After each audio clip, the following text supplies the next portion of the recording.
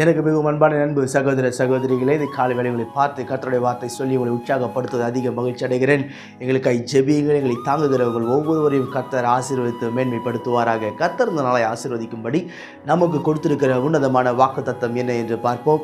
அது ஏசாயா 57:19. அவர்களை குணமாக்குவேன் என்று கர்த்தர் சொல்லுகிறார். அவர்களை குணமாக்குவேன் என்று கர்த்தர் சொல்லுகிறார். இன்றைக்கு உங்களுடைய சரீரத்தில் ஏதோ ஒரு வியாதி, ஏதோ ஒரு பலவீனத்தின் நிமித்தம் நீங்கள் கலங்கி கொண்டு உட்கார்ந்து கொண்டிருக்கலாம். யார் என்னை விடுதலையாக்க முடியும்?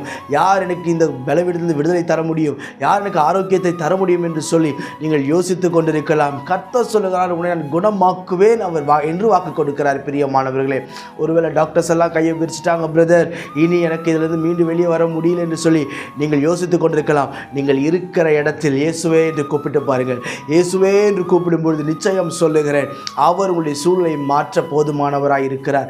ஒருபுறம் சரீர பலவீனம், இன்னொன்று ஆவிக்குரிய வாழ்க்கையில் ஏற்படுகிற பலவீனங்களும் இருக்கும். நன்றாக ஜெபிச்சு நல்லா மேலே வந்துட்டு இருந்தோம் பிரதர், திடீர்னு பார்த்தா எல்லாம் தகர்ந்து போய் என்னால் ஜெபிக்க முடியல, இன்னைக்கு பேத வாசிக்க முடியல, கர்த்தருக்கு பிரியமாக நடக்க முடியல, ஏன்னா எப்படி நான் மேலே வருவேன் தெரியல என்று சொல்லி ஒருவேளை நீங்கள் யோசித்துக் கொண்டிருக்கலாம். உடைய ஆவிக்குரிய பலவீனத்தையும் உடைய சரீரத்தில் இருக்கிற பலவீனத்தையும் கர்த்தர் குணப்படுத்துவேன் என்று வாக்கு கொடுக்கிறார். கர்த்தர் நமக்கு எப்படி குணப்படுத்துவார்? எப்படி நம்முடைய வியாதிகள் நீங்கும் என்று வேதம் சொல்லுகிறது. ஏசாயா 53:5 சொல்லுகிறது, அவருடைய தழும்புகளால் குணமானீர் என்று சொல்லி. அவருடைய தழும்புகளால் குணமானீர்கள். உங்களுக்காகவும் எனக்காகவும் 2000 வருஷத்துக்கு முன்பு சிலுவையில் அடிப்பட்ட இயேசு எதற்காக அடிப்பட்டார் தெரியுமா? உன்னுடைய சரீரத்தில் இருக்கிற வேதனையும் வியாதியும் அவர் சுமந்து தீர்த்தார். அவர் சுமந்து தீர்த்ததை நீங்களும் நானும் சுமக்க வேண்டிய அவசியம் இல்லவே இல்லை. பிரியமானவர்களே, ஒருவேளை யோசிக்கலாம், இந்த பலவீனத்தில் சாவதுதான் என்னுடைய தலையெழுத்து போல இருக்கு, என் வாழ்க்கை இப்படிதான் போக போகிறது என்று சொல்லி நீங்கள் யோசித்துக் கொண்டிருக்கலாம். அது அல்ல முடிவு. உடைய பலவீனத்தை நீக்கி உன்னை எழும்பி நடக்க பண்ணி கர்த்தர் தமக்கு சாட்சியாய் மகிமையாய் நிலைநிறுத்துவார். நீங்கள் வெட்கப்பட்டு போவதே இல்லை. நான் உங்களுக்காய் ஜெபிக்கட்டும். பரலோக பிதாவே, இந்த வார்த்தையெல்லாம் கேட்கிற என் அன்பு சகோதர சகோதரி ஒவ்வொருவருக்காய் உடைய பாதத்தை நான் இறுகப்படுத்தி நான் ஜெபிக்கிறேன்.